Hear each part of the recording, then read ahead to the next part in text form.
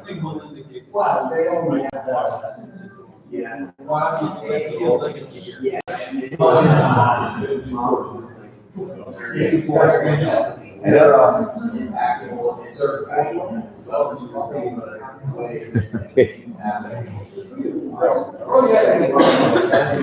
right, we're going to go ahead and get the meeting started. Welcome everyone on this first day of summer. Beautiful day, so we didn't risk getting snowed out. Anyway, for people that haven't been for a while, this is a refresher, and the new people, we're the Rocky Mountain Inventors Association. We're a 501c3 nonprofit. I'm only here to educate you. I'm not trying to sell you anything. This group has been around since 1978 in a lot of different incantations, depending on what inventors need. Our current mission is, for the most part, to help inventors transition from a product to a business, I guess is the best way to put it. So taking your invention into a profitable business, which is the gap, so to speak. Even though you might get patent and trademark protection, turning it into a business, getting the right help, getting funding, figuring out how to manufacture and sell and everything. Some people do like the license out of the gate. Sometimes it's possible. It's a little bit difficult right away, but if you become an entrepreneur first and at least show some sales and some profitability, licensees get more interested because they see a product that's already somewhat proven. Our current schedule, early October, we got Mike Massaros coming. He's an engineer prototyper, helps people get their manufacturing and business going, and he does some marketing work too. And then we're skipping out to early December with Melanie Romero. She's an entrepreneur. She's got a lot of pet products on Amazon, and she's had experience for years with that and sold a number of units. Early next year, we have Molly Kolkowski from the Denver Patent Office coming. And then we've got a management representative coming after that. And then early February, we got 3D printing is back for an appearance. Finally, so now they do plastics and metals. So that'll be coming up then, just to kind of give you a taste of what's going on. And if you have an invention or idea and you haven't already publicly disclosed it, your trade secret, so you might consider still keeping it a secret if you haven't already disclosed it, or unless you have patent pending. So just as a fair warning. Anyway, we'll go ahead and do a round robin. Everybody take a minute or two, introduce yourself and what you've got going on, and then after that, I'll introduce our speaker, Jay. So go ahead, Keith. All right, Keith Rogers, invented golf training aid roughly 8 years ago. Took it to manufacturing, from concept to manufacturing to market 2 years ago. So still in the heat of the moment, trying to get the product out to the market. But you've gone to a lot of trade shows, made good videos, a lot of promotion. Are you still manufacturing locally, or? No, we moved it overseas. Okay. We started out in Canada originally, and quality control wasn't there, so. All right. Found another resource. Okay. Bob? I've got a couple of patents pending. Started out with a football helmet, which we're still working on, and that has moved into and so right now, just reading, I'm going to look at the manufacturers right now to get the cushion produced, and it takes a long time. I've been at this for 2.5 years, and still looking for help. You didn't know what you're getting into. Finding out. But anyway, so that's what I'm into. Okay, Dan, you want to add? Oh, Dan, this is on Welch Road. I was looking to figure out what he's doing. But I suppose no one else. Okay, Leah. I've been coming to the group for a couple of months now. I've had an idea kind of knocking around in my head for a couple of years, and just here to be a sponge and learn as much as I can and how the process works. Okay, Christina. Christina here, and I just came up with a pet paw cleaner, which was recently patented, and now we're just trying to figure out the next step and find funding to start getting it manufactured. Joe. Thank you. I'm Joe Gedalock, CEO of Water Blocks, and we started out to make a flood control barrier that was rapidly deployable and could be quickly trucked across the country to wherever the next flood was. And I'm thrilled to tell you that after 18 months, we've done a crowdfunding deal. We have over 400 shareholders now. And the best part of the news of the day is, last Friday, I got to pull the very first prototype out of the mold that we made for this 4-foot tall, 4-foot square flood control barrier that we've just produced. And so I'm always thrilled to be down here, and I'm especially thrilled tonight to meet Mr. Jake Jabs, because he doesn't know it, but 1976, my wife and I bought our very first kitchen set. There's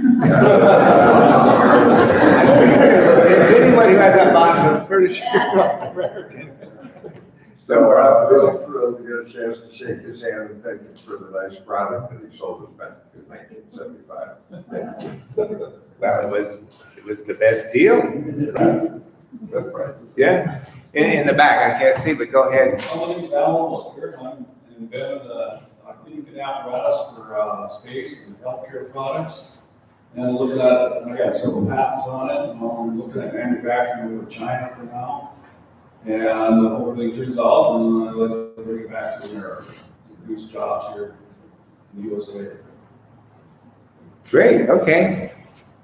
And then in the back, Hi, I'm Peter. I'm just sort of in the middle of figuring it out. So, got a whole bunch of ideas, but I have no idea how to make that. So, that's why I'm here, and I'm down this way. all right, Patrick. Patrick, Mott from Adventures Launchpad. We help vendors through the manufacturing process, manufacturing all the world to stuff in marketing, sales, and bring products to market. So once patent pendings are going, then I can help out with that process. So. Hey, John. Hi, my name's John, and I'm retired, but I'm searching and actually looking for something more to do, or keep me a lot more busier than what I am. So I'm exploring. Oh, well, that'll happen. Blair?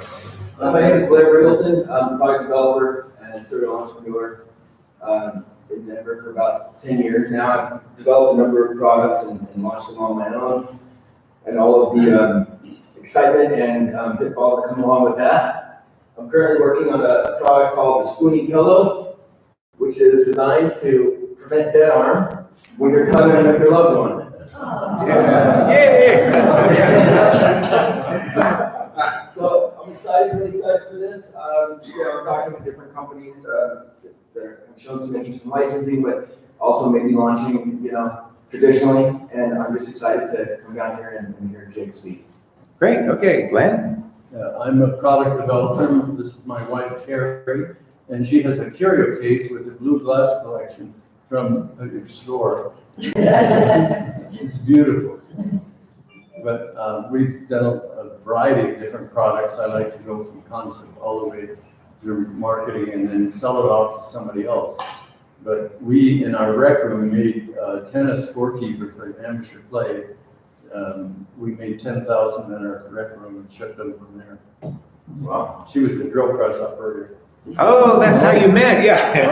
I say we were competitive with Gaza Strip and Seoul, Korea. And you sold to your biggest customer, right? Yeah. Okay. Yeah. All right, Brad? I'm Brad Strong. I do big learning games, digital learning games, and try to do physical inventions, but so far I've never had to face some of you guys have had to actually manufacture. I also do digital media development. Okay. No, I'm just here to be She's got inspired. she's got a music, I a compose a lot of children's music. little bit so- different, but she's Yeah, in big songs. yeah, Okay. I'll stick everything along with that. Desi? And I have 3 products. One is on the market and selling, and it is not patented, and I'm making a change so that it can be patented. So I'm here to learn about that process. And the other 2 are I'm behind that one. Good. There's a limit to my time. And don't put all your eggs in one basket, right? Right, exactly. Roberta? I'm Roberto Stena, I'm a patent agent. I've been registered with the USPTO for 15 years. I'm the US correspondent of a few Italian law firms. So I'm receiving a patent application from Europe. Application already been filed either the European Patent Office or the Italian Patent Office, so I do the US prosecution of those patent applications. And I'm the secretary of this organization. Good. And Paul? Well, I'm Paul Moran, and this is my cohort, Carolyn Ball, and we are producing a product that makes wood and many fabrics where they will not burn by themselves.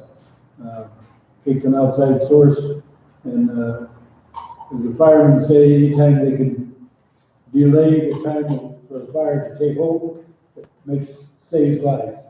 And we have a manufacturing facility, we're all set up, we're ready to start, go for sales. And that's I was in the building business in my career. I'd rather build a shopping center than put together a sales organization. So, but it's working. We're happy and it's moving forward. Thank you. Great. You're the last. So we're just, if you could just introduce yourself, and are you want to hear from the inventors group, right? Yeah, Okay, good. my name is Ken. I'm an author and entrepreneur and all kinds of technology. Okay.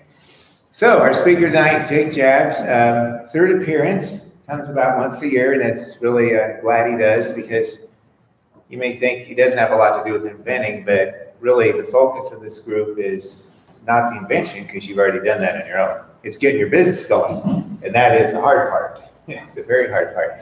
So in the email, we talked a lot about Jake's history. He started out as a musician. I never knew what you played. Guitar, banjo. Guitar, banjo, country western, right?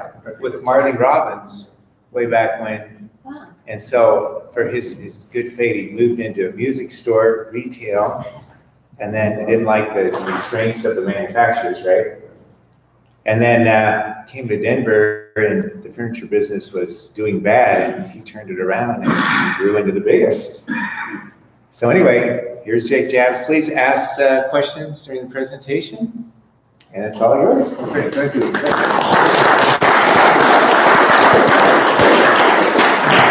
I invite you guys to come up here, a lot of seats up here, and we'll have to talk quite as loud there. Twice a seat, a lot of seats right up here. What my speech basically is entrepreneurship. I'm an entrepreneur, obviously, and it's about entrepreneurship, and tell you some things that work for me.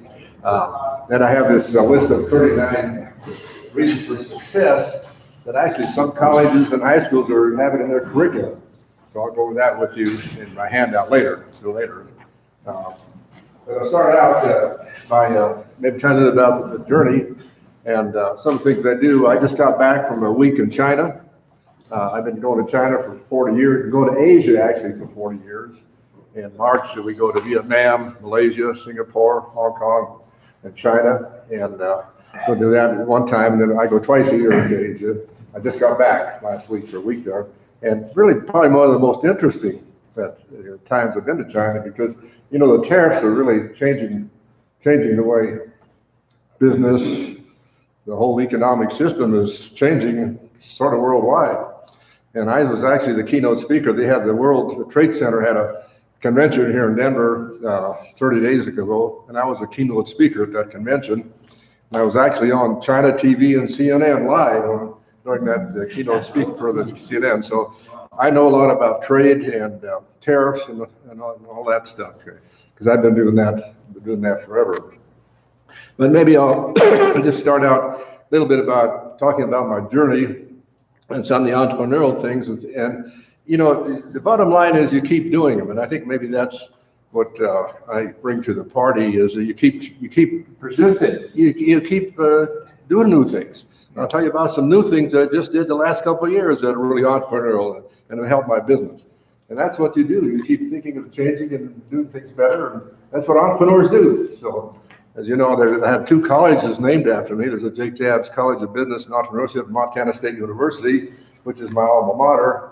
And CU Denver has the Jake Jabbs Entrepreneurship School. They're actually adding a new 3 stories to a new building there and calling it the Jake Jabbs Entrepreneurship School. So I have two colleges named after, business colleges named after me. So that's pretty cool. And Wednesday, my daughter and I got to go to Dallas, and I'm receiving a National Mentoring Award, which is pretty cool.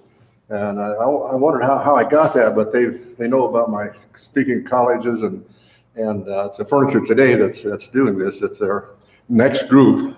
They call it the Next Generation Group. And so they're giving me a national award for mentoring. And I think after thinking about it, my acceptance speech, I think what it is, I graduated in education. I'm supposed to be a BOAG teacher in high schools. And I'm really out of my field, but I think from that, I started speaking at colleges and high schools, and from that, I've been doing a lot of mentoring over the years at colleges and high schools, still do, by the way. So, and I think that's where it came from. I have a minor in music. And so anyway, my background basically is I was born and raised in Lodge Grass, Montana, which is a small town in Montana. How small was it? Thank you. I was born November 23rd, and I won the first Baby of the Year contest.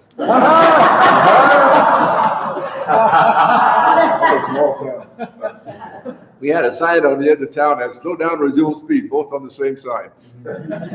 I went back for my class reunion last summer, and I was the only one there. Trying to figure out who sent me the invitation. But it was a small, my parents are immigrants. My dad was born and raised in Poland. My mother was born in Russia. And my dad, this little background on him real quick. In 1916, the Russians came into that part of Poland where my dad lived and drafted him in the Russian army. And so he was in the Russian army in 1917 when Lenin and the communists took over Russia. And they wouldn't let him out because he could speak Polish, German, and Russian. There were actually Germans living in Poland, and he was actually in the Russian army for 7 years under Lenin and the communists. And just a few things he shared real quickly is 40 million people starved to death. He was eyewitness to that. And the bottom line is you know, if there's no incentive, you can't keep what you earn, why would you work? Does that make sense? That's why socialism, communism doesn't work, because you can't keep what you earn. And of course, the communist system, everybody pays the same. It was kind of interesting. A couple of weeks ago, I went to a heart doctor here. We belong to Kaiser, and I went to a heart doctor. And the doctor was from China. She spoke real broken English, and I told her I just got back from China, and we got to talking. And she says the reason she's in America is that in China, the doctors make the same amount of money that the nurses make, or the janitor makes, or anybody else. So why would you be a doctor? You know, because doctor's a pretty tough position. And this is true, like Canada is social medicine. Living, I was born and raised in Montana. The Canadians used to come down to Montana to get hospitalization because of horrible hospitalization. But that's the trouble with communism, everybody gets any money. But what happened is Lenin could see that communism wasn't working. And he started changing the country around. And if you're interested, I get out their encyclopedia and read about Lenin, because it pretty well parallels what my dad said, that he was changing the country into a free market system. He called it the new economic policy. That's what your encyclopedia will tell you. So he was allowing farmers to free market some of their crops. He was allowing small business to start up again. He was allowing foreign trade. He was allowing foreign investment. So he was changing the country into a free market system. Lenin died at age 53. And my dad said he died at communism wasn't working, but your encyclopedia will tell you he died. He didn't keep care of his health. He had a couple bullet wounds, assassination attempts, and he died of failing health. When he died, Stalin took over, and Stalin was a dyed-in-the-wool communist, and he took back all of the free enterprise things Lenin had adapted. And one thing Lenin had did is given everybody an acre of land. And that basically stopped the starvation. But Stalin took all that back, including the acre of land, and again, millions of people starved to death. My mother was born in Russia, and all her family starved to death under Stalin. There was about 20 million people starved to death right after Stalin took over Russia. And Stalin really didn't give back the free enterprise things that Lenin had adapted. Of course, we know the rest of the history of the basic of Russia. Communism just didn't work. I went to Poland quite a few years ago when it was still communist, looking for some relatives and whatever, and did some research, spent a whole week there. And when it was communist, when I was there, the shelves were empty. You go to a department store, and the shelves were empty. You know, there was nothing. They'd bring something out, and the people just swarmed to buy it. Whatever. And if they took this chair in there, people would swarm to buy the chair. They just had something to buy. I spent a week in Russia. Too, when it was still communist. And boy, you talk about going back into the dark ages. I mean, the old buildings, everything was rationed. You had like 1 cup of coffee was rationed, meat was rationed. But the message there, and the reason I probably belabor that a little bit with you guys is, you know, we're in a socialist movement in America to become socialist. And that's a huge mistake. That's a huge mistake because socialism fails every time. Every time socialism fails. One thing that I do that I think is one of the best things I do, I spend all day with our new employees. Right now we're hiring 60, 70, 80. Our business is really good. Last Wednesday I had 100 new employees, and I spent all day with them. And one of those employees was from Venezuela. And you ought to hear her speak. Man, oh man, but she's a terrible disaster. Inflation runs like 100% a day and stuff like that. People are fleeing because people are starving. And Venezuela used to be the richest country in South America. Now it's the poorest country. So look, socialism just doesn't work. And like on my mother's side of the family, what happened when they were starving, they were farmers. And that's my background is farming. That's my parents were farmers. But what happened, they'd save their seed grain, and the soldiers would come in and take their seed grain away from them, so they couldn't plant the crops. So some people saved their animals. They'd come in and they'd kill the animals, take the animals away from them, kill the animals. So you couldn't have animals. So that's why people starved it. Is when people are starving, they'll do desperate things. And of course, the other thing that's wrong with the communist system, and this is what's wrong with China today, is that it's a closed society. Like even in China today, there's no Facebook, there's no YouTube, and they can control the population. Like I bought a newspaper when I tried a Chinese newspaper, and if you were living in China, you'd think everything is glorious in China. The whole paper is how great it is, how great everything is. Got pictures of Xi, and how he's traveling and all the things he's doing. But I was just in China, and man, factories are closing like flies over there.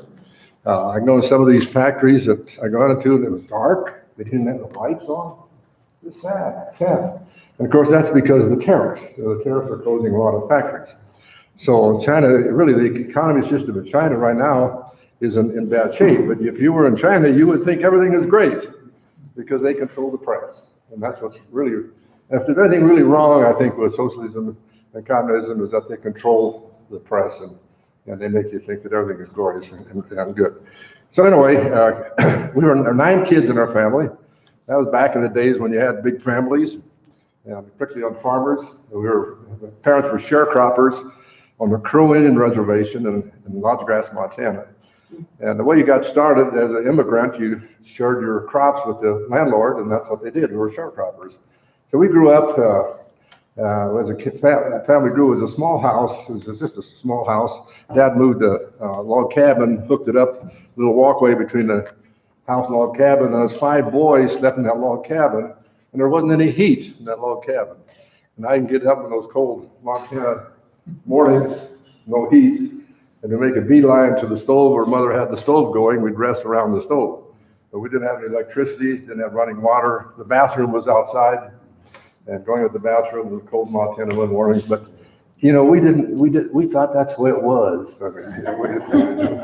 We didn't think nothing was wrong. You know. We just waited for the new Sears catalog to come out so you could have something in the toilet. So anyway, growing up, but we were musicians. My dad only went to the 2nd grade. My mother only went to the 7th grade. And he wanted to get us an education. My dad always spoke broken English.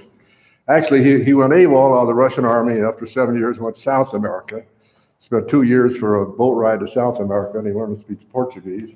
Finally got to the States and learned to speak English, but he always spoke broken English because he didn't get to the States until he was 28 years old. But you could tell he always kind of left out. He felt left out. And so he wanted to get an education. So we all went to college. I graduated, he gave us, in those days you could register at Montana State College for $50. So he gave us $50, and then you're on your own. So, but we were family musicians. Played music. My dad was a musician, my mother was a musician. And so my brother and I started a band, going to college, working way through college, playing music, teaching guitar, made money going to college teaching guitar. And I speak to a lot of college kids, and I encourage them to work their way through college. Most of my management team went through college, and they pretty much all worked their way through college.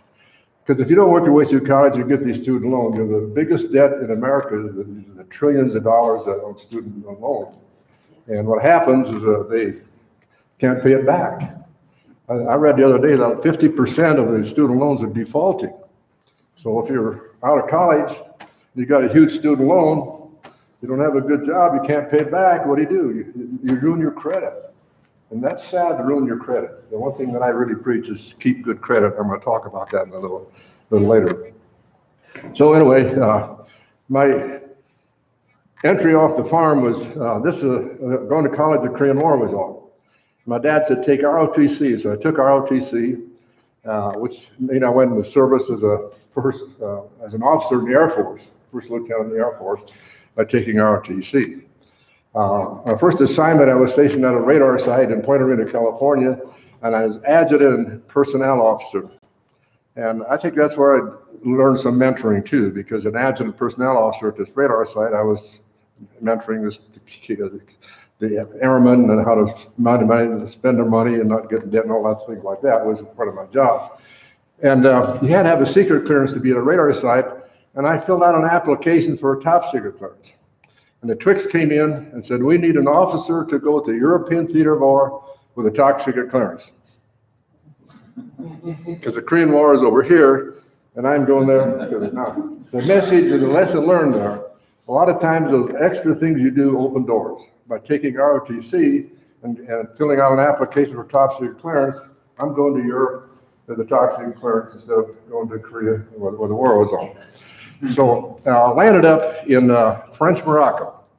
Now it's Morocco today, but when I was there it was called French Morocco. And I landed up delivering the top secret mail for all the military stations all over Africa. A great experience for a 21-year second lieutenant. I got flying pay, got to travel in 20 countries delivering top secret mail. So a really neat experience. And of course that's, Morocco is a Muslim country, as you know. And at that time when I was there was no schools for Arabs. There was for the French, but there were no schools for the Arabs. Now I'm sure that's changed now, but when I was there were no schools for the Arabs. So the message I want to give there is, I think you should support education. I think the whole problem in the Middle East is a literacy problem. You following me? I think the whole problem in the Middle East is a literacy problem. I think if those people had education, they treat women better. You know, they treat women terrible in most of those places. All the time I was in Morocco, I never saw anything but a woman's eyes. That's all I ever saw because they wore the mask and so anyway, I think that's a literacy problem. So that's why I support education. I spent a lot of money supporting education. I'm helping schools in Pakistan and Afghanistan, in Africa, build schools, particularly schools for women. So I encourage you to do that too, because I think often all those countries were, right now they fight amongst themselves, just like recently where, what do they call it?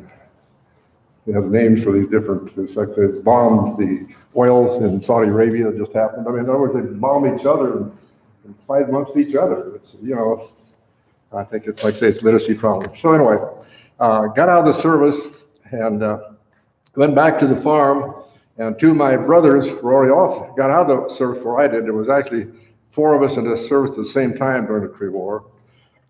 And they were back on the farm before I was, and there wasn't room for me, so I decided to start playing music. So I hooked up with the Grand Ole Opry group and toured Canada with the Grand Ole Opry group. I landed up in Nashville, Tennessee, playing my guitar for Ray Price and Webb Pierce. Now, anybody know who those guys are? At that time, Ray Price had the #1 song on the charts. Great singer, still singing these songs, people.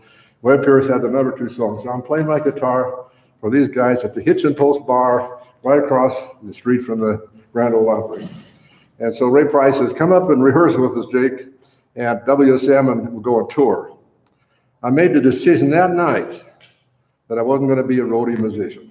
Because I've been playing with, with these guys, and most of them are maybe high school graduates. Here I was an officer, a college graduate, and an officer, and I'm playing with these hillbilly. Nothing wrong with hillbilly musicians, but I decided because music, there's just so many, drugs, booze, women, it just wasn't me. I didn't want to be part of that life because just real quickly, like Hank Williams right now they're running on PBS, country music. Anybody, you guys watching that? I've been watching. Isn't that interesting? Yeah. You get a chance to watch it on Channel 6, PBS, it's a history of country music. And they run they're going to run it. It's very good. Huh? It's very good. Yeah, it is good. Boy, they spent a lot of money on putting that thing together. Watched it last night. You get a chance, yeah, I watched it last night too, so watch Channel 6. But the first part was Hank Williams, who wrote 300 songs. I still play songs. I think every musician still plays Hank Williams songs. 29 years old, died of a drug overdose, 29 years old. Elvis Presley, maybe the greatest entertainer of all time, that died at 53 years old. Michael Jackson, Whitney Houston, and the list goes on and on. Not just a few that you hear about.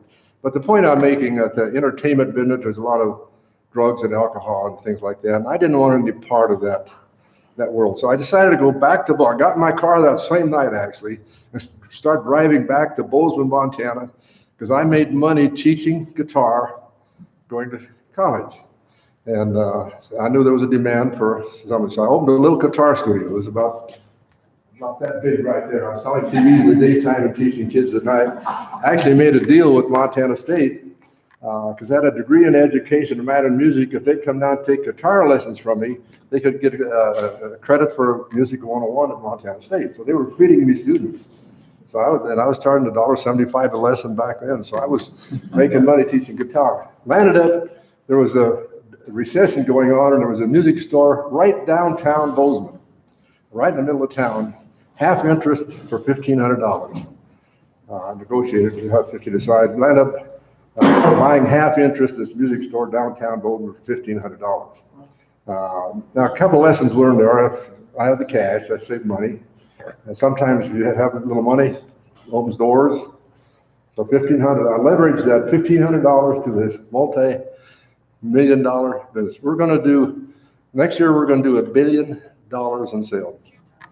Our business grows millions of dollars every year. It grows every year we're growing 10, 15, $20 million every year. So next year we're going to do $1 billion in sales. So we'll be one of the very biggest furniture stores in the world, actually. So from that, and I did it all on my own, by the way. My parents, they didn't have any money. They were farmers. They were, sharecropper farmers. So I did it all on my own. But so the $1,500 half interest in the music store, and I made a deal with my partner. I'd buy his half interest out for $3,000. So a year later, I go to the bank, I need to borrow $3,000. Now, the trouble with business guys is that businesses always take money. You got to put that, I think one reason I've been successful, I put my money back into business. The car that I drove up here tonight is a 12-year-old car. Runs fine. I don't need a new car every year. It's a 12-year-old car. And so the point I'm making, I've always put my money back in my business. And you need to do that, particularly today where you got, so much technology out there. You got to buy computers, you got to buy iPads, you got to buy high-tech, IT, and all that stuff. So anyway, I went to the bank to borrow $3,000, and the banker says, "Do you have a financial statement?" I said, "Oh, what?" I didn't know what a financial statement was. Now, the reason I mention this, guys, I encourage all of you, and again, a lot of my topic tonight is kind of speeches I give to college kids and high school kids. And hey, learn what a financial statement is. Learn what a P&L, profit and loss is. And that's why I support schools and business schools. And encourage all of you to do that, because you never know when you might need that. So anyway, we're sitting in front of the banker, and we're making out this financial statement. What's your assets, what's your liabilities, what's your receivables, what's the aging on your receivables. And I could tell he's not going to lend me this $3,000. And I had to have it because my partner, he didn't like country western music, and the music store was going this way. And like kids would come in and they say, "I want an Elvis Presley record." He says, "We don't sell Elvis Presley records here." So he was running off my customers. Now, the lesson learned there, you got to have what people want. I think one reason I'm successful is I give people what they want. I don't care. If they like Magnolia, I sell Magnolia. If they like distressed furniture, I sell distressed furniture. And because I don't come from the furniture business, I sell what people want. And this is another lesson that hopefully all of you will keep in mind. Find out what people want, and then hook on to that. So that's what I do today, and I think that's when we're successful. So anyway, I had to get rid of my partner because, like I said, he was chasing my customers away. So I said, "By the way, I have 30 head of cattle on the ranch at home." His eyes lit up, and I said, "Yeah, when we graduated from high school," which is true, when we graduated from high school, our start in life was a heifer calf. That was us boys. Our start in life, Dad gave us a heifer calf when we graduated from high school. Well, this is 8 years later. Now I have 30 head of cattle. So he gave me the $3 and took my 30 head of cattle as collateral for my loan. I thought, well, I better go check this out because I don't know for sure if I have 30 head of cattle or not. So I went back, and sure enough, I didn't have the 30 head of cattle. The heifer left me. But the lesson I learned there is banks want collateral is what they want. Yeah, but it worked out because the business is run like this. And I went back to my partner and I says, "Here's the $3,000, now get out." He said, "I'm not going to sell out." Really? Well, the agreement we had, his attorney drew up the agreement. And so I went to the attorney and I said, "We have this agreement, $3,000. And then the attorney said, "Well, agreements are only good as people that, make them out and everything." And so he was taking the side of the partner, and he wasn't going to enforce the agreement. So here I was so I went back to the store. This was at the end of the year. That's when it was Christmas, New Year's Eve. And I went over and chased out one employee we had, and I went and locked the door, and I took him in the back room, and I started punching him in the chest, and I said, "Here's your $3,000. We have an agreement, now get out. It's called enforcing your agreement." And so he knew I was serious, so he took the $3,000 and got out. Anyway, I doubled my volume every year. I had the music store. Landed up with 5 music stores in Bozeman when I started. 5 years later, I was the only music store left. Why? Because I had the best music store.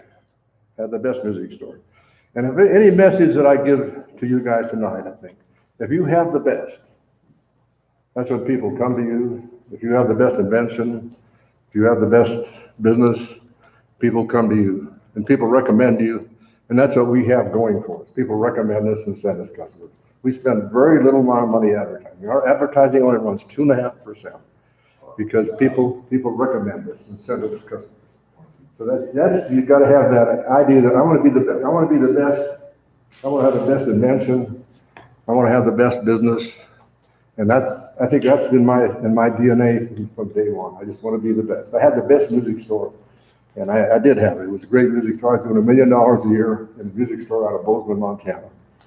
So anyway, I went to open a store in Billings, and they wouldn't let me take my franchise, and that's what you were alluding to in your introduction. Back in those days, you had to have Fender guitar, Gibbons guitar, LeBlanc clarinets, Conbenders. You need to have all the best lines.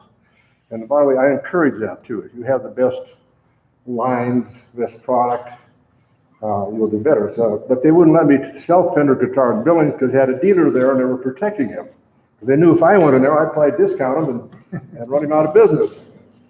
So they wouldn't let me sell them. So I lost interest in the music business. Now the lesson learned there, you have to have a passion for what you do. I think if you don't have a passion for what you do, you won't be successful. And I lost my passion for the furniture business. I said I could always have a big store in Bozeman, but if I wanted to go to a bigger market, I couldn't do it. And I was married by then, and about noon, and my wife says, "Are you going to work today?" She's pushing me out of bed. "Are you going to work today?" I lost my passion. So that's another lesson learned there. I think you have to have a passion for what you do. And a lot of times when I speak to college kids or something else, and they'll ask me a question, they say, "Jake, what's the number one thing that you can give us?" I say, "Have a passion for what you do. If you don't like what you're doing, change." I changed curriculums 4 times going to college. So change curriculums. Find something you like. Because if you like what you're doing, you may never work a day in your life. And I didn't make that up, by the way. Somebody else made that up. If you like what you're doing, never work a day in my life. I'm 88 years old, and I'm probably still working. I don't know. I never figured it out. I don't know. Probably, 50, 60, 65, 65, 77, 75, 80, 85, 85, 90, 99, no, I'm just kidding. I don't even work about maybe 50, 60 hours a week, probably. And I don't know if you heard, I was on a KOA radio and KOSI on about retirement. Did any guys happen to hear those programs? I was on with Ed Green and so forth. Maybe they didn't hear them, but anyway. But the programs were entitled retirement. What age should you retire? And so one reason they invited me, they know that I'm still working at 88 years old. I don't think they thought I was 88 years old, but anyway, it's working. And part of where that came from is the European culture was you retired at 60 years old. So my grandparents, who came from Europe, retired at 6 years old. And my granddad, 96-year-old, left the farm, retired, died at 64 years old. My dad retired at 60 years old, moved into town, and had a small house, and we saw him go that way, sitting around, started drinking wine, and we saw his health going this way. And us kids got on him and said, "Dad, what are you doing? Why don't you?" First place, I never understood why he left the farm. To me, it was stupid. He liked the farm, and farming's a nice, raising crops and everything is pretty cool, And I personally never understood why did he leave the farm, but that was the culture of Europe. He retired 60 years old. And so we got on him. And so he went and got a job as an appraiser for the government, actually started building houses, got his health back, and lived to be 78 years old. So the message there is, I think if you enjoy what you're doing, you should never retire. I really believe that. If you enjoy what you're doing, you should never retire. And the other day, we're a big supporter of Easter Seals. I think probably a lot of you know that. And one of the head of the Easter Seals, a gal, was retiring. And they asked me to play my guitar at her retirement party. And this was just a few weeks ago, I'm talking about. So I played my guitar. So she came up to me and she said, "Jake," she says, "I'm 78 years old, and they want me to retire. And I don't want to retire." I said, "I don't know what I'm going to do." This is a gal that had a lot of energy. She was on the board of directors, Easter Seals, and all that. She said, "I don't want to retire. My husband wants to move to Arizona, and he wants me to take up golf." I have to be, I don't play golf anymore, but I golfed for years. To learn to play golf at 78 years old is stupid. It's stupid. You can't learn to play golf at 70 years old. Golf is one of those, any guys golfers, you know that you got to play once a week and you got to be playing all the time, you're not good. So anyway, and one reason I quit playing golf, in 2013, I had my aorta replaced. And that was a life-threatening deal. I got to give credit to the doctors. Boy, these doctors today are just miracle workers. So anyway, I had my aorta replaced. So I didn't play golf. That was in May of 2013, and it was an emergency thing. So they didn't catch my heart. They didn't check my heart. So a year later, I had a 5-heart bypass in 2014. So I had 2 heart, and I didn't play that year. So you can't take off 2 years, not play golf, and go back playing golf. I tried it, and it didn't work. So I don't play golf today. Gave my golf clubs away and so forth. But anyway, the lesson learned there is, guys, I think people should work longer. And I'm hearing that more all the time. Where just retiring at younger ages just doesn't work. I'm sure some of you probably experienced that. Some of my friends retired, and what they did, they went and got another job. One of my wife's good friends retired from Marietta and became a marshal at a golf course. And I've seen that stuff like that happen.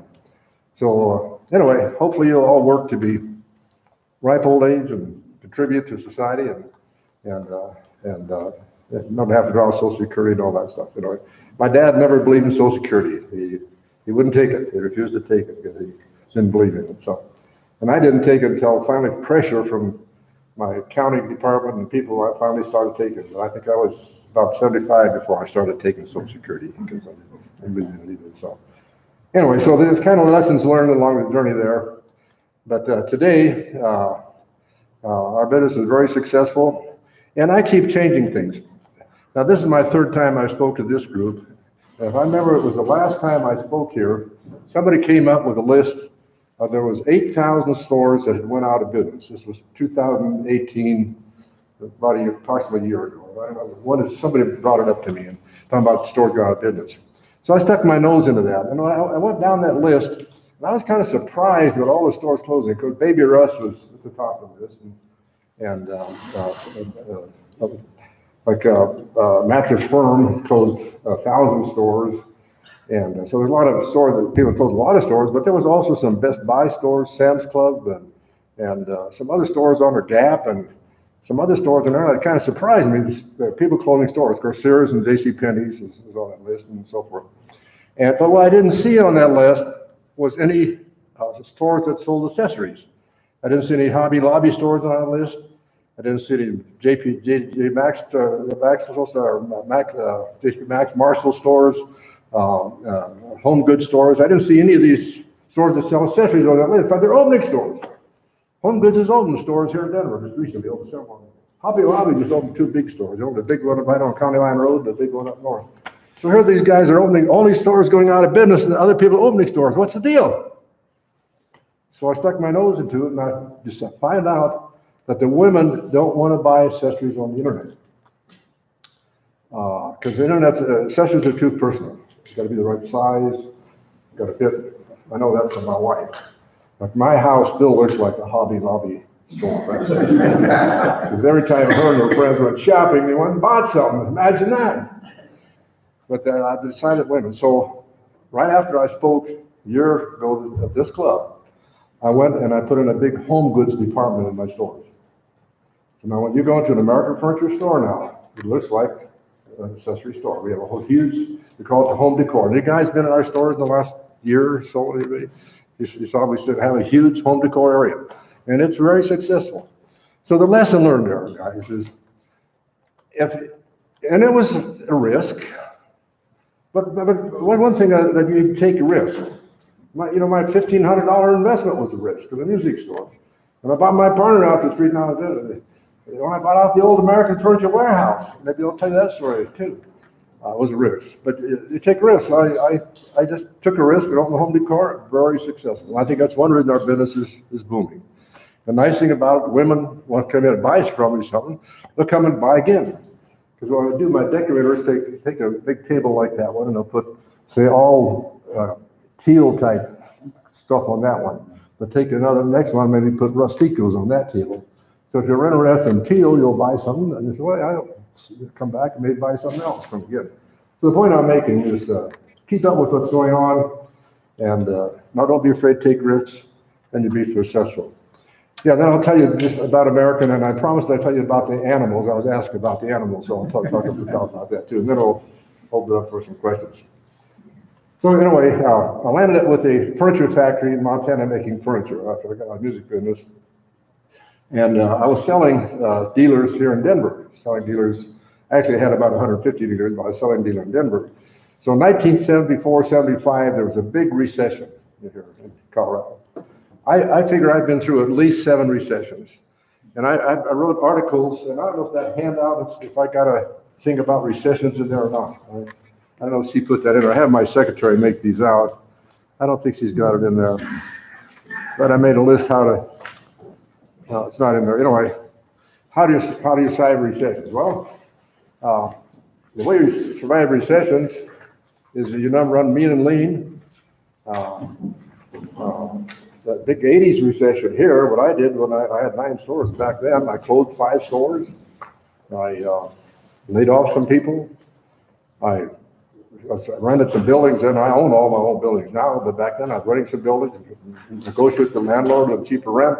So that's the way you survive recessions, is maybe get a better deal on your building, maybe you have to lay off some people, maybe negotiate some salaries or whatever. You do whatever you have to do.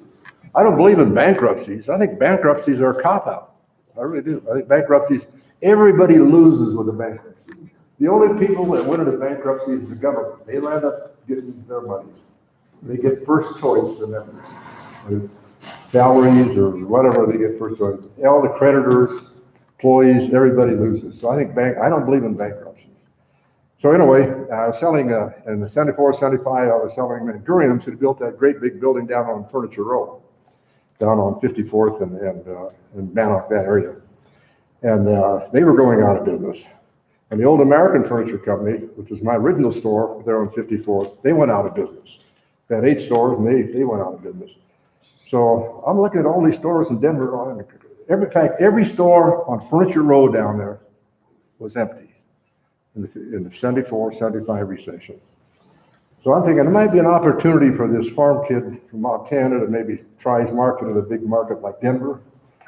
So I negotiated with the Old American Furniture Company, and they had on their books for $1.5 million on their books. And this was like typewriters. Anybody remember typewriters? How about adding machines? Remember adding machines? So it was $1.5 million worth of assets. It was some trucks and forklifts and warehouse racks and things like that.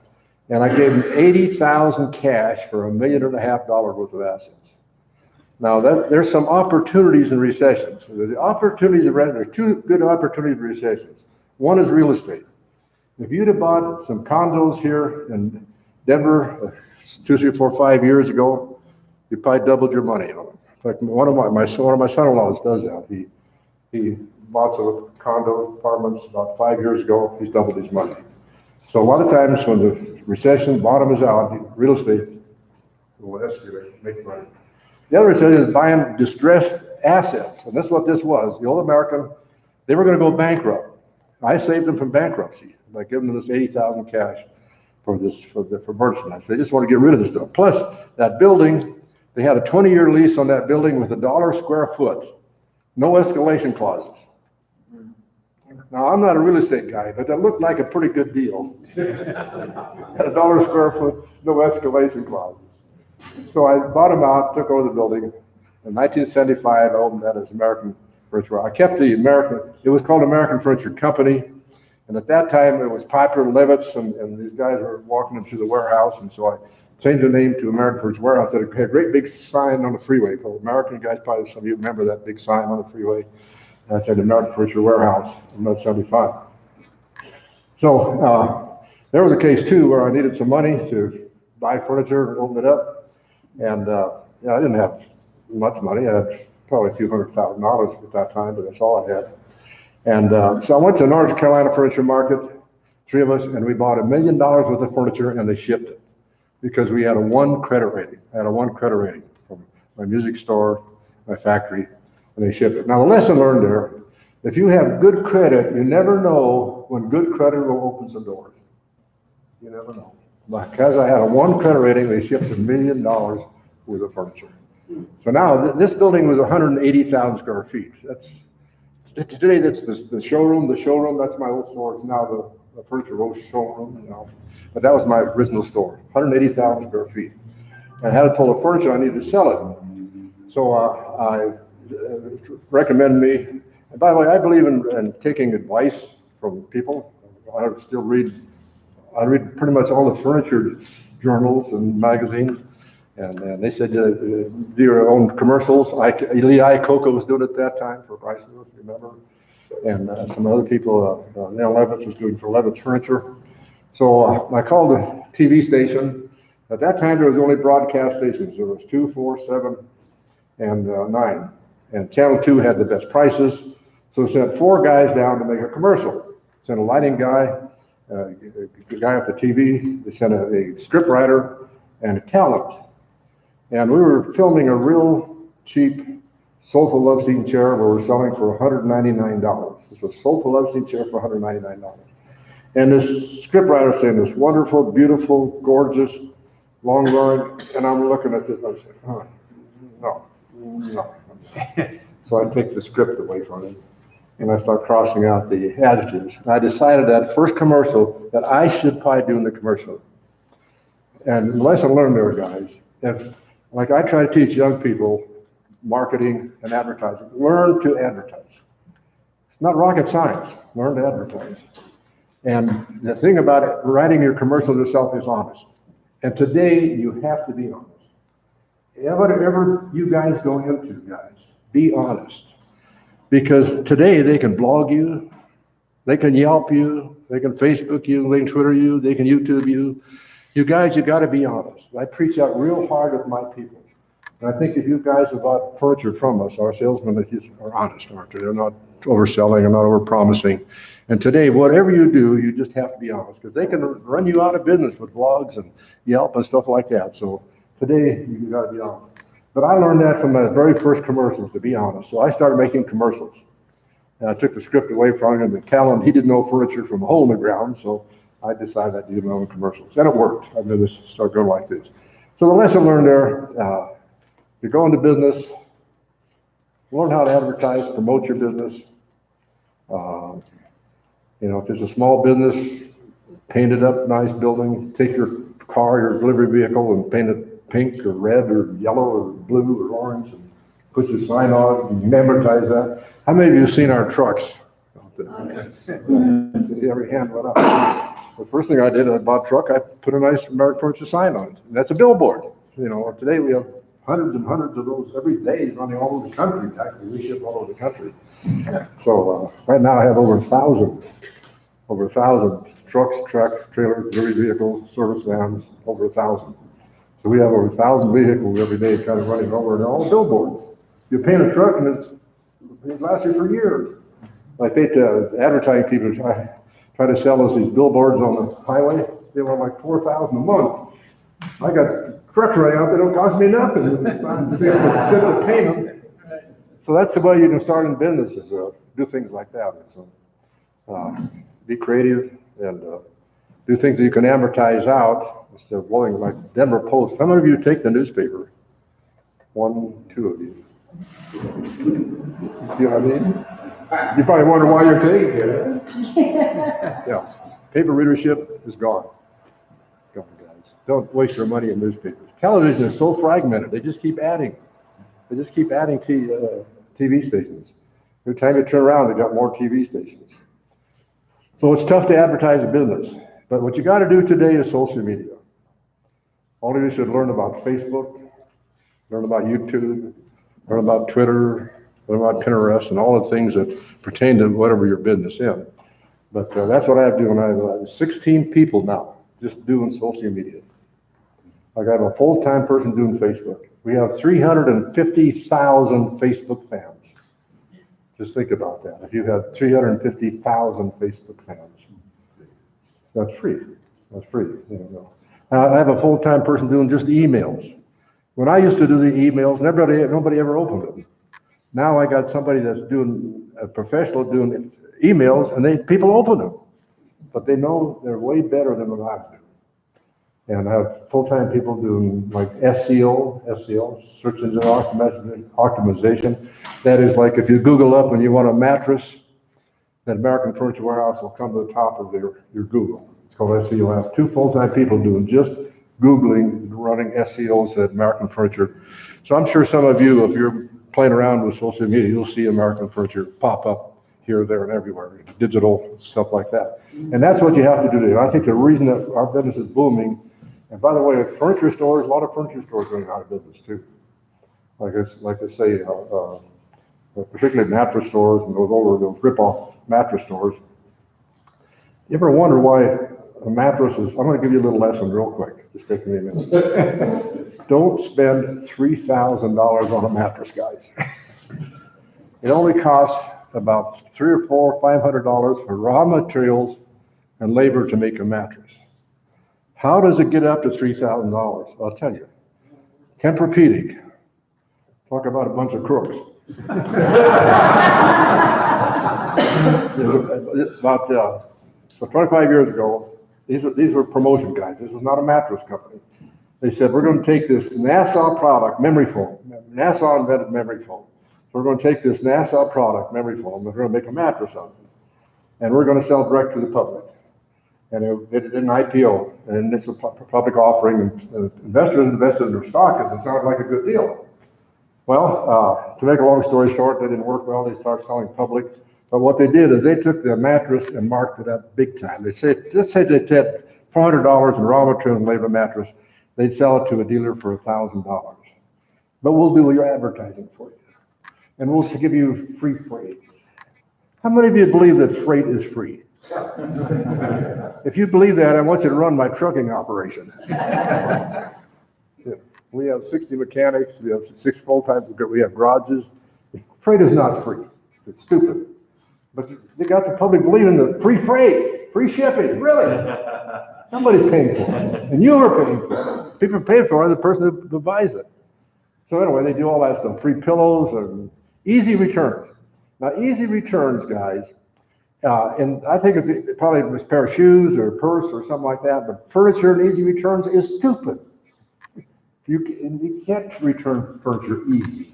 It's heavy, it's hard to handle, it's hard to get through the door and get it set up, and it's stupid. So, and that's one reason we're doing well. You go to one of our stores, we have signs all over the stores right now. We beat Wayfair and Amazon every day, and we do. You maybe see my commercials I made on that. And we beat them big time. I mean, we're half or two, sometimes they're 4 or 5 times higher than we are. Because like Amazon is not a manufacturer. They don't make stuff. They sell, some of you guys probably sell your stuff on Amazon. They sell other people's goods. They don't manufacture goods. The reason I just spent a week in China, we were visiting factories. We were going in and looking at the product and see what they're making and negotiating the price. We buy direct from factories, buy full containers, and we don't handle. The other thing that's wrong with mine, particularly furniture on the internet, is it's handled so many times. The person that puts it on the internet has handled it 4 or 5, 6 times. Amazon has handled it 4 or 5, 6 times, out of their warehouse. And then this free delivery guy, who probably don't know furniture from a hole in the ground, is probably going to damage it anyway, throw it on your doorstep and run, because you don't want liabilities. He's handled it 4 or 5 times. And that's why every time you buy furniture on the internet, it's damaged, because too many people are handling it. That's another thing, the reason our business is good is we get the internet. I encourage you to stick your nose in that too. If you can beat the internet, and you can, because Amazon is nothing but is an advertising. The reason I know that is Amazon for years has tried to put our furniture on Amazon. A few years ago, we met with Amazon, 3 vice presidents, back at the North Carolina Furniture Market. We met with them, and they want Amazon wants 15%, 15% to handle your goods. So I'm a pretty good negotiator, so I'm sitting there thinking, well, if I can negotiate them down to maybe to 5%, maybe it makes some sense. But 15%, we don't have 15% to give. Plus they want free freight, and easy returns. So anyway, we couldn't negotiate. They still ask us to put our furniture on it. But to pay 15% on furniture to a party just to handle basically handle a transaction or warehouse it is stupid. I have warehouses. I don't need a Amazon warehouse. Good. So we beat the internet, and you can beat the internet too. Because these are people that take commissions off other people's merchandise and selling it and giving away easy returns and easy free freight and all that stuff is a joke. So anyway, just about the animals, then I'll open up for some questions and maybe go through the 39 reasons for success real quick. My wife and I have 3 daughters. We bought our daughters a puppy for Christmas. How many of you have dogs? How many of you have dogs? See, almost every, even young, when I speak to young people, almost in the hand comes, it amazes me. When I speak to college students, how many of you have dogs? Almost every hand goes up. Man's best friend, right? So anyway, they said, Dad, I was making TV commercials then. They said, Dad, you should put the puppy on TV, and I did. And right away the phone started ringing. And people started offering us a big black ugly, they're Labrador. We started using other people's, and there was an outfit filming up at Evergreen, had a bunch of exotic animals. He used to be a trainer for Walt Disney. And so he brought his pictures down and said, Jake, you should use these exotic animals on your commercials. And I said, I don't see exotic animals in furniture. I'm not going to do it. My secretary always wanted to pet a baby tiger. And she was privy to this conversation. So she conned him into bringing the baby tiger down. Her office was right next to mine when we're down on 54th and down. And he brought a tiger down for her to pet the next morning. And here's all the employees gathered around. I'm mad because nobody's working. Everybody wanted to pet the tiger. But so I saw a lot more interest in exotic animals. So we started using exotic animals. And we just basically borrowed them. The one that's still in business is up here at Independence, the Wildlife Center. You guys, he's still in business. Like Jaguar, that first tiger I used, that was his. But most of them are gone. What happened with that advent in Las Vegas, where the tiger almost killed Roy from Siegfried and Roy? The family said, the way a lot of them made their money, you take pictures with the tiger, that you paid them $10. Did any of you have a picture? Any of you guys have paid $10 for a picture of American furniture with that? No, you didn't. Okay, but that's why they made their money. They get picture taken with tiger. So what the Federale said, you can't have exotic animals with the public, and they came down on us pretty hard. They said that they were going to sue us and everything else. You can't have exotic animals with the public. So their source of revenue dried up, the guys with the animals, because they couldn't have them. So they basically, most of them just went out of business. There's very few of them left. I never owned them. You don't want to own them. They don't make good pets. They can't potty train them. They can chew up a sofa or whatever. So you don't want them as pets. We just used them and borrowed them. So we quit, I don't know, I lose track of time. I don't know, 6, 7, 8, 9, 10 years ago. We quit using them. It hasn't affected our business. Our business keeps growing. I think at the time, it worked. It was a trademark. We were new startup business. And I think it was, it was a called attention to the course. But everybody today says, what about the animals, Jake? What about the animals? So that's the story on the animals.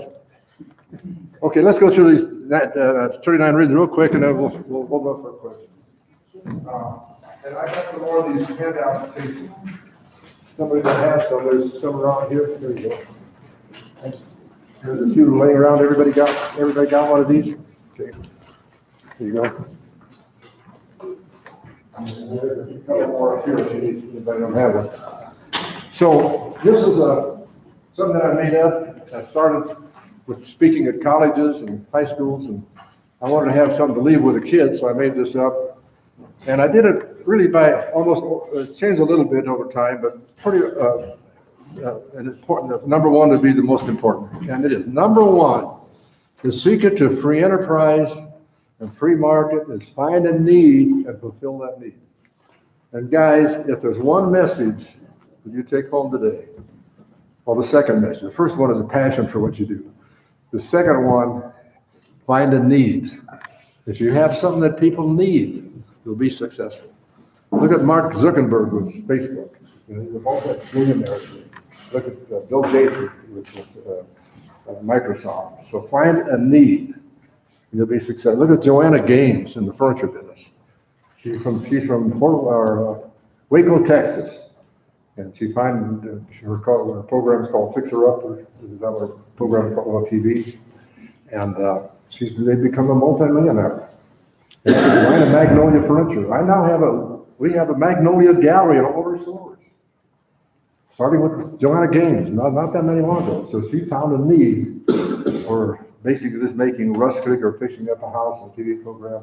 And this Magnolia Furniture, it's that white stuff that's distressed. When I first got that stuff in, my guy said, gee, that's a bad paint job. But people liked it. People like that distressed look. So the point I'm making, find a need, and that's how simple it is. If you have a need for what people want, there's not a need out there, you're wasting your time. You have a need what to do. Number 2 is be honest. I talked about that. I think that's imperative today in any business transaction, any business you're in, you're dealing in. If you're honest, it'll come back in spades because people will want to do business. It's honest people. Okay, number 3, it becomes social media savvy. And that's today. I think the reason we're doing well is I embrace social media. There it goes. It really came from my kids where, they started doing that stuff. And I started, what are you doing there? Well, you can Google, this is weird. And that stuff just going to get better, guys. That stuff, every time I turn around, it's something new and different. So I encourage you to become social media savvy because that's free. It's free. And most advertising today is expensive. And that's pretty much what we're doing today. It's just social media. Live below your means. Don't spend more money to take in. Keep your credit good. We talked about that. It opens opportunities. Good credit. You never know when good credit will open opportunities. Number 6, use credit for necessities. Pay cash for cars. I've never been a car payment. The first car I bought, I was going to Montana State. I paid $600 for a used Plymouth. Anybody remember Plymouth cars? Used Plymouth, $600. I never made a car payment. Look at the money I saved with never making a car payment. I never made a house payment. When I got out of the music business, I landed up with 3 music stores actually. I traded my assets of my Livingston, Montana music store for a small house in Billings, $17,000, and houses appreciate. They used to then more. They're starting to appreciate again. There was a period there where they didn't appreciate, but houses over time appreciate. I've never made a house payment. So look at the money I saved, but look at the interest not making a house payment or a car payment. Okay, by being debt free, number 8, you look for opportunities. That's what I did when I got out of the music business. I didn't have to take a job. I looked for opportunities. And that's when the American Furniture deal came along. If you're debt free, you don't have to take I teach that to young people. So many young people are debt free, they have to take the first $15 an hour job. I've always paid more, guys, by the way. I paid more ever. I was paying $10, $15 when I had my music store in Bozeman. I always paid more. I had a lot of employees that work for me that make over $100,000 a year. Lots of them. Over $100,000 a year. For all my older road drivers make over $100,000. My delivery drivers make between $60,000 and $80,000 a year. How many of you have furniture delivered from us? Aren't our delivery drivers good? Huh? Very good. Yeah, it's very good. I paid $60,000 to $80,000 a year delivering furniture. So the point I want to make there, guys, don't be afraid to pay somebody more money. They'll stay with you. And you don't have to retrain the people all the time. Because once you get somebody trained, that's valuable to you. So I have always paid better, believe in that. So we have W. Fresh, that's number 10. That's why I highlighted that one. Have a passion. We talked about that. Business has to be valued in society, not just a profit for the owners. Give value and service. 13, believe in the free enterprise. That came from my parents. Why does everybody want to come to America? Why did my parents want to come to America? Freedom. Freedom to take risks. Freedom to take chances. When I was, like I said, officer in Morocco, I landed up living on the top secret mail of the American embassy there too, because there was still a war going on when I was there. So I delivered all the diplomatic mail along too. So I got to ride in these embassy cars. So driving through Casablanca with an embassy car, they just swarmed the car. They pounded the windows. Want to visit America? Want to visit America? They pound the windows car. The embassy cars got the 2 flags of the hood, But everybody wants to come to America. Because it's a land of opportunity, it's freedom of speech. Boy, a lot of countries today don't have freedom of speech. Freedom of religion. A lot of countries today don't even have freedom of religion. It's suddenly going backwards. Anyway, believe in American free enterprise system. 14, entrepreneurs don't do it for the money. Guys, I never did any of this for the money. Money was never a driving force for me. I was happy living on the farm with outside bathrooms. You see what I mean? Money was never, the reason I'm driving a 11-year-old car is money's not important. So entrepreneur, I studied entrepreneurs, and hopefully you guys are all entrepreneurs. If you're inventing things, you're an entrepreneur. You're inventing things, you're trying to make things better. But if you do it for the money, I think it's the wrong thing. If you're doing it because you're making things better, you're making products better, you're making life better, and that's what entrepreneurs do. They make things better, and that's what you do. And that's the reason I'm standing in front of you today. I love you guys. You guys are great. I mean, I really do. I think what you do is great, and that's why I come down and help speak to you every year. So you're all entrepreneurs, but don't do it for the money. Do it because you're doing good. Believe in the United States land opportunity, good education, work your way through college, talk about that, develop art forms or hobbies. I still play music. I did slams up everywhere I go. Last night we were up the thing up at Wheat Ridge, and they got me up and singing and play. They do that everywhere I go. They get me up and I sing and play. So develop an art form or hobby. There's tough times out there. It makes you feel good. I'm an organizer. I'm 19. I organize my time. I believe in that. I wrote a couple articles. In fact, they're on the website. You can Google it up. It's afw.com. If you look under how to organize your time, I wrote 2 articles on that. I believe in organize your time. 20, keep physically fit. I exercise every day. You know, I don't feel like 88 years old because I exercise every day. I feel 50 or 60 years old. I really do because I exercise every day. I encourage you all of you to exercise every day. Where are we at on 21? Worry about tomorrow. It's okay to be a workaholic. It's okay. What I found, the workaholics are happier. I have a lot of workaholics that work for me, and they're happier. Some of them, I go home at 7 at night, and some of them are still there working because they enjoy what they're doing. They're workaholics. Challenge yourself. 24, be a risk taker. I still take risks.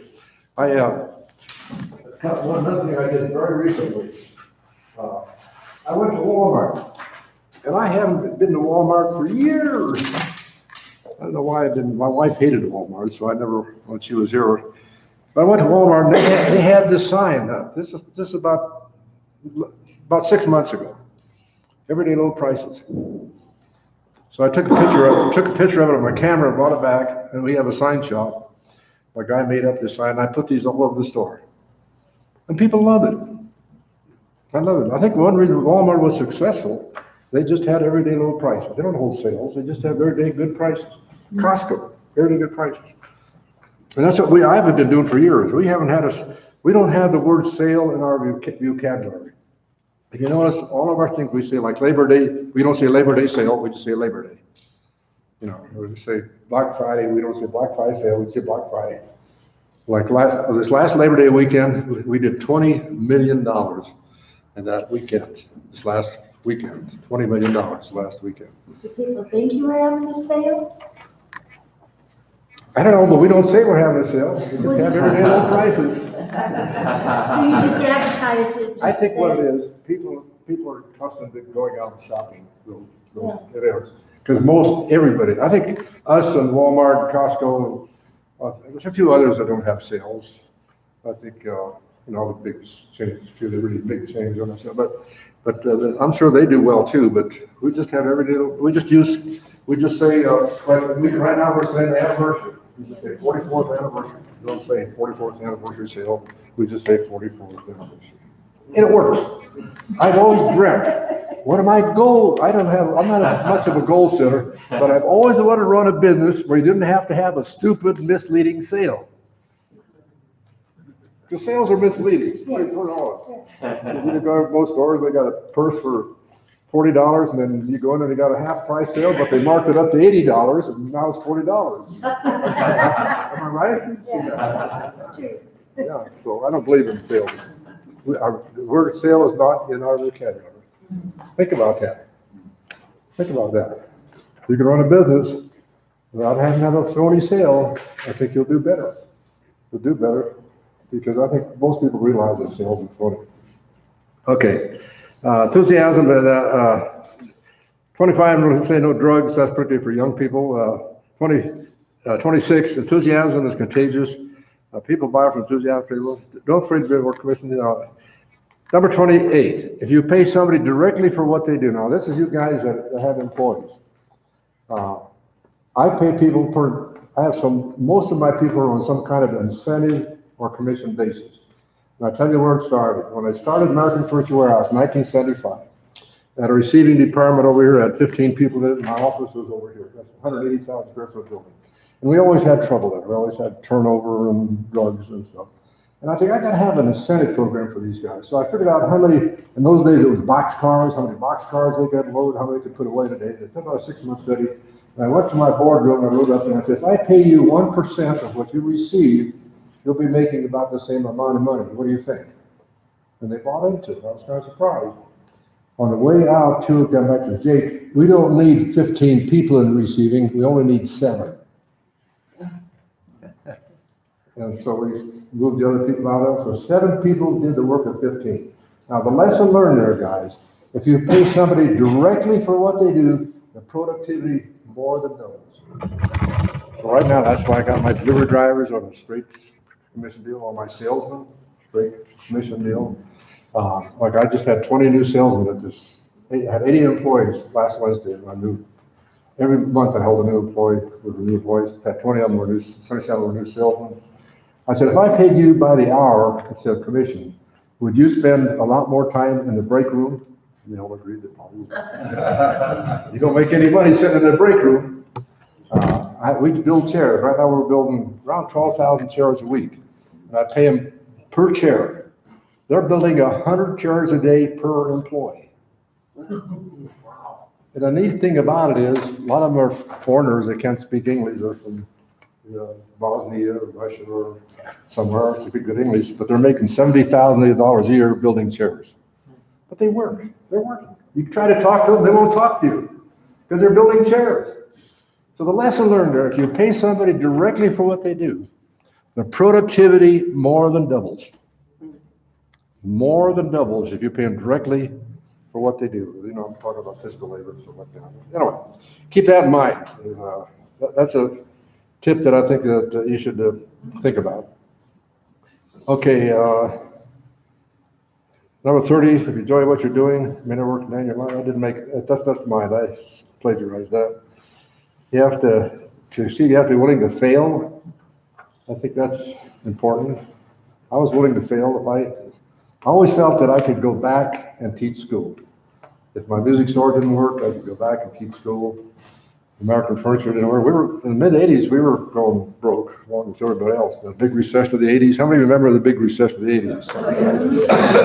And he's going like this. You remember that? Yeah. By the way, everybody was going broke. Every banker and every real estate broker I just got my degree from BU in finance and real estate, and had a brand new broker's license, and that's when they shut down the oil shale here.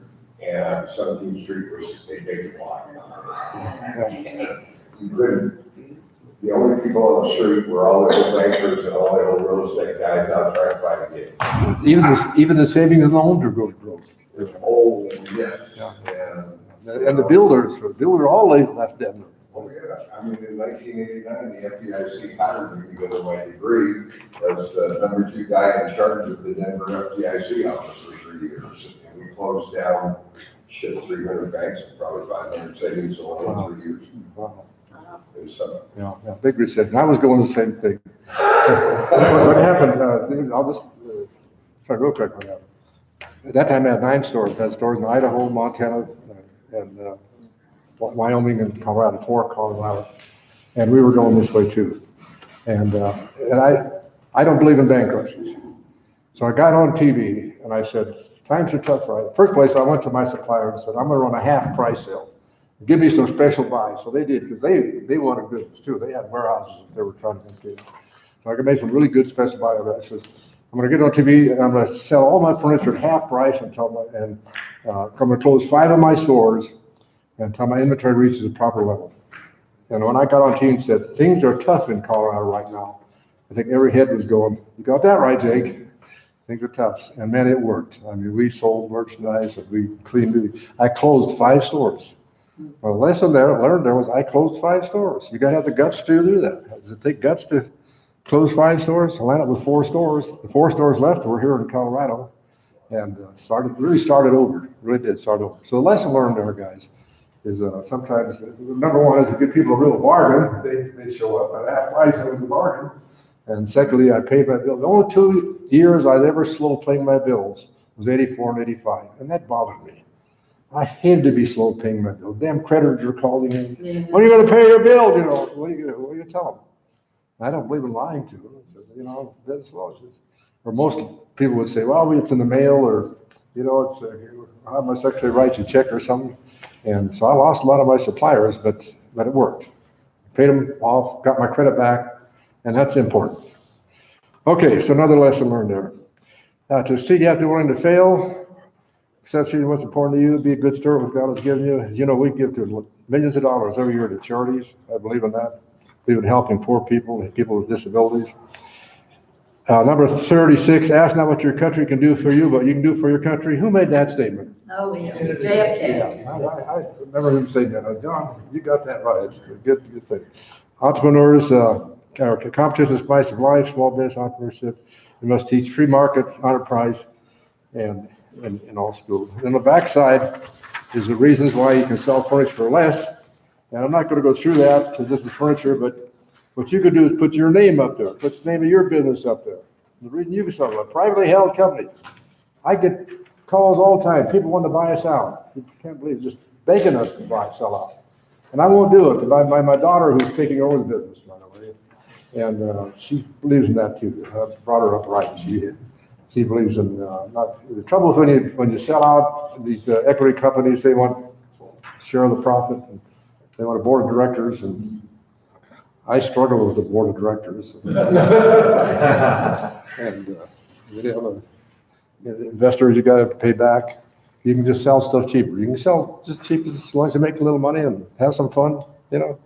Anyway, that's the reasons we can sell for less. Okay. So anyway, one other discussion there. These are some things we can give out to prices. I have my secretary made out this, so you know, good stuff to read. Okay, yes, question. How many stores do you have now? We have 14.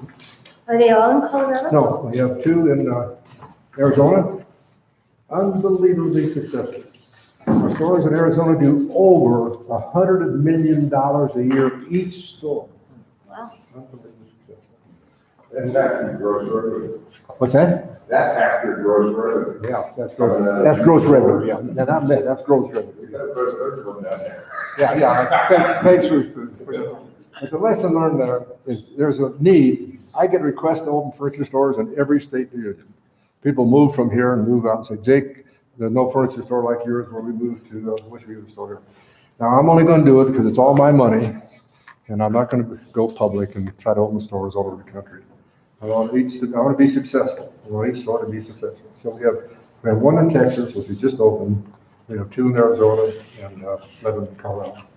Oh, because you're not in Montana anymore. No, we lived there in the 80s. So I bought a chair here and trucked it up to my daughter in the back of my Pathfinder. Now, we deliver to Montana. We deliver there all the time. Yeah, but it was too expensive. I'm cheap. Well, I deliver 10%. I bet you buy a furniture for 30% less and pay 10% for it. So we said, no, I bought it from you. Well, you bought it from us? Oh. Yeah, I bought it from you guys. And you had followed up there. And I had guys put it in the back of my Pathfinder, and I took it to Montana. It was my baby gift to my daughter, a rocking chair for the nursery. You know, a nice one. Good. Yes. I think a lot of us we've got different adventures we're working on. We're kind of struggle sometimes between, well, I can make money at this and I can make money at that. We get a little bit paralyzed on, you know, how to make those decisions. Did you ever have like a crossroads like that, and how did you solve that? I sleep about 8 hours a night. I wake up, let's say, just say 7 o'clock. The next hour, I think.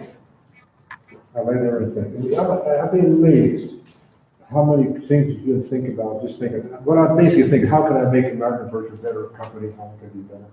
Improve things. And you'll be amazed in that hour that I basically lay in bed at like 7 to 8 or whatever it is. But a lot of times, a lot of good things, like some of the things I mentioned here, come to you. But the point I'm making, take some free time, just where you, I get it because once I get out of bed and go to work, then I got all kinds of stuff to do. But if I stay in bed, stay there, and by the way, my wife passed like 8 years ago, so I'm single, so maybe it helps, but whatever. But that's a good time to get thinking and thinking how you can improve, change, and make your business better. That works for me. A thinking time. I think everybody needs that time to really think things through, analyze what you're doing. Don't make mistakes. Don't make the same mistake. Any other questions? You have a trick to staying organized. You said you make lists. Yeah. I wrote 2 articles on how to organize time, how to organize your time. Yeah. So anyway, I'll read those. yeah, if you get on afw.com under organize your time, you can Google it up and you can print it out. You can print it out. So. And it basically is just like when you go to the grocery store, instead of going 3 times a week, go once a week and buy all your groceries once a week. Stuff like that, you know. Just don't make unnecessary trips. Get things done. I believe in it. I normally don't leave work until my desk is clean. I'll work till whatever, 8 o'clock, 9 o'clock, till my desk is clean. Then I feel good. I feel good. I go to work next morning, relax. If you keep work piling up on you, it's hard to relax. So my desk's always clean. It's normally clean by 6 or 7. Very seldom I have to work past that. Any other questions? Okay. Mr. Chad, this growth rate that we're having on the front range, do you see this continuing 5 to 10 years out? The strong growth that we're having, the influx of people? I do. I've traveled in 50 countries, and I've traveled in every state in the union except 2. One of them when I had my factory, I was traveling and selling this. But Colorado just has a lot to offer. I think as far as climate goes, like we have a store in Arizona, and Arizona's really bad. But man, does it get hot down there in the sun, you know. We just opened this store in Texas, and they did rain. They got 28 inches of rain down there this last week. Hot, humid. Montana, I'm born and raised in Montana. The point I'm making, I don't think it gets any better than Colorado, the climate.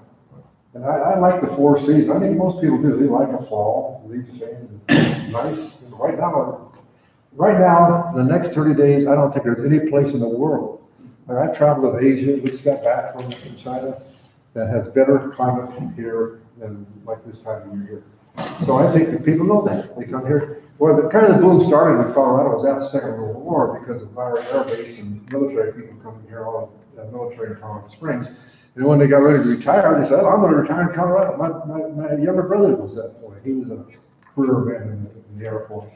And that's what he did. He retired in Colorado Springs. So yes, I think it will continue. What we're running into now, in fact, we happen to be up at Little Bear. I was sitting with musicians up at Little Bear my girlfriend and I. I have a girlfriend now, and she's a musician, and we play and sing together in places. But anyway, guy came up to me, and he's moving back from Texas to Little Bear because of the mountains, because of traffic. And the traffic gets old, driving in traffic. So I think that will hinder the growth here with the traffic. They're spending the roads that C-470 in China. They built 14 million miles of high-speed railroad in 10 years. It's going to take them 10 years just to widen C-470. But You know, That's a total. You know, I-70, running that, had closed the last. The weekend, yeah. Cements and, you know, one disadvantage we had, you get some environmentalists, you know, it took them years just to get the right of way over there, I-70, just years.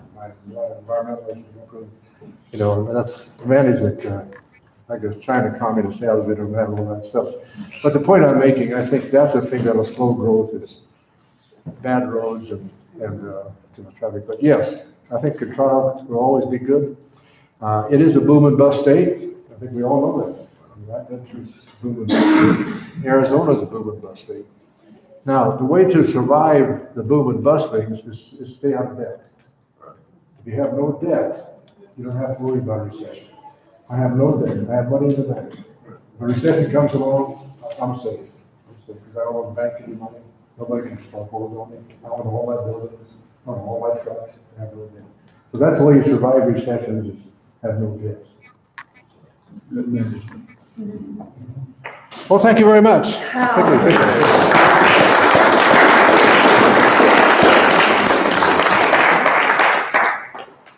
All right, look, a couple books.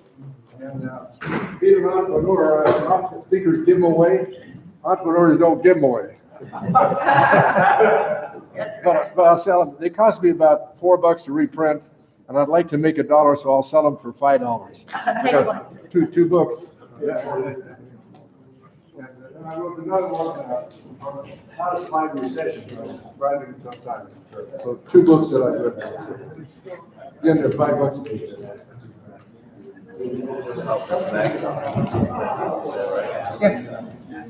Will you sign it? Sure. Now doubled in value. Yeah.